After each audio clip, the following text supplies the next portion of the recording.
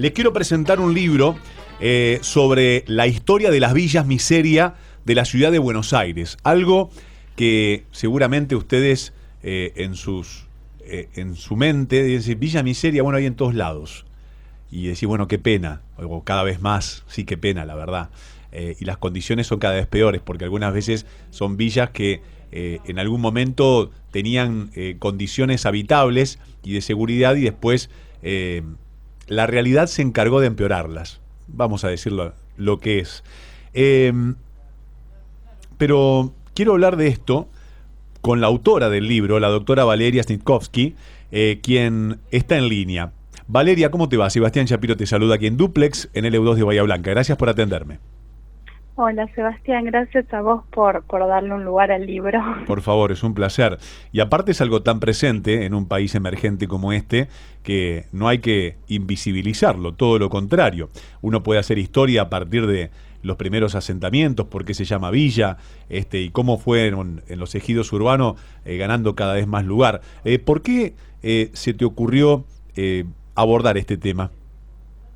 Bueno, yo daba apoyo escolar en la Villa 31 cuando estaba en el secundario y después decidí estudiar historia, y durante la carrera me di cuenta que buena parte de lo que ya venía escuchando de hacía años ahí en la villa sobre la historia del barrio está ausente en la carrera. Por ejemplo, en el barrio con mucho orgullo se acordaban de un juicio que le ganaron en plena dictadura al municipio de Buenos Aires en la época de las topadoras de Cacciatore, y bueno, eso era recordado con actos, con homenajes, y estaba ahí, quedaba la memoria ahí en el barrio, pero no se sabía mucho por fuera. Entonces, bueno, quise cubrir ese vacío que había en la historia. Uh-huh. ¿Qué es una villa miseria? ¿O qué es una villa? No miseria, porque miseria es otra cosa. ¿Qué es una villa? Bueno, yo lo que te puedo contar desde mi formación es de cuándo empiezan a nombrarse como villas estos espacios de la ciudad, y en particular, bueno, ya había barrios precarios antes que existiera la palabra villa. Entendemos por un barrio precario un lugar donde falta la infraestructura básica o esa infraestructura es deficiente, lo mismo que pasa con los materiales de la construcción de las viviendas. Esto ya pasaba antes que existiera la palabra para nombrar a estos espacios, y se hablaba de barrio de las latas, del barrio de las ranas, de arrabales de latas. Y recién la palabra villa se usó por primera vez para nombrar un barrio precario en la década del 30 durante la Gran Depresión. Uh-huh. Y vamos a hacer la diferencia entre villas, porque luego aparecen asentamientos y luego barrios populares. ¿Todo es lo mismo o cada uno encierra características diferentes? Qué bueno que me preguntes esto, porque hay toda una discusión actualmente sobre el tema de si llamar barrio popular o llamar villa. Yo prefiero seguir usando la palabra villa porque hay toda una construcción identitaria alrededor de ese término que, por ejemplo, tiene que ver con lo que es el movimiento de curas villeros, que ellos se asumen curas villeros, y el término lo plantean como una cuestión de pertenencia y de orgullo, no como una vergüenza. Lo mismo que históricamente fue, por ejemplo, el movimiento villero peronista, la cumbia villera, es decir, en distintos momentos de la historia se usó el término como una manera de sentir el orgullo y la pertenencia por un barrio. Entonces, eso por una parte, que no lo tomo como una palabra despectiva, y por otra parte, barrio popular en algunos casos, no siempre, pero en algunos casos se usa como un eufemismo para edulcorar un poco una realidad que es muy dura, que es la desigualdad que vivimos todos los días en nuestras ciudades. Uh-huh. Dentro de la ciudad de Buenos Aires, ¿cuántas villas hay y cuántos asentamientos o barrios populares? ¿Tenés algún número para ilustrarnos? Sí, en el último relevamiento, hablando en general de barrios populares sin distinguir entre villas y asentamientos, está el número de 50 los llamados barrios populares, que así es como aparece en el relevamiento, y alrededor de 400.000 personas, que es un 15% de la población total de la ciudad de Buenos Aires. En tu libro, ¿por dónde recorres las villas? ¿Qué contás de ellas? ¿Y qué te quedás de toda esta investigación y aparte lo que has vivido durante tantísimos años siendo protagonista de ellas desde tu labor?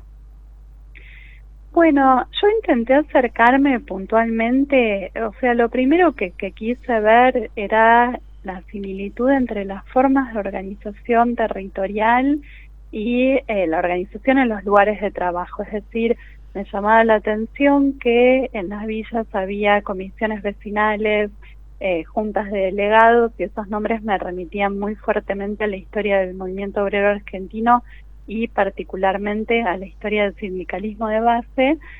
Entonces, por ahí empecé, fue como la primera punta para empezar a investigar, y eso fue lo primero que me llamó la atención. Y lo que encontré es que antes de la dictadura, cuando la mayor parte de la población de las villas estaba integrada al mercado de trabajo plenamente, por ejemplo en la Villa 31 de Retiro, mucha gente trabajaba en la construcción o en el puerto.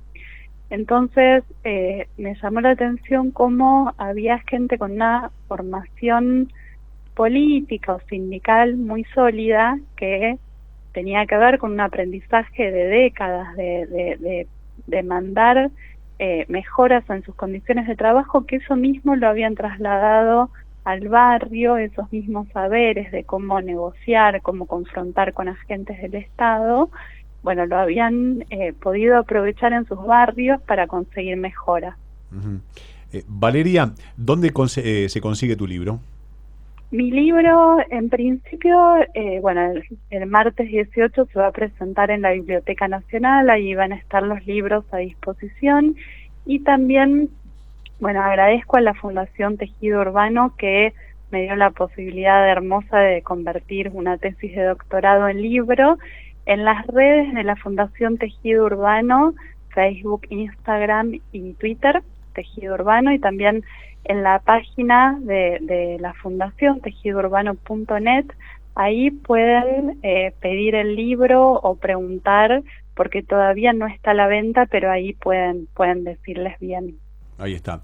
Valeria, gracias por atenderme, te felicito por tu trabajo y gracias por este ratito que nos has brindado y por el conocimiento que también nos has dispensado, que es muy importante para saber qué se vive y quiénes viven. Y te quiero hacer esta última pregunta para finalizar.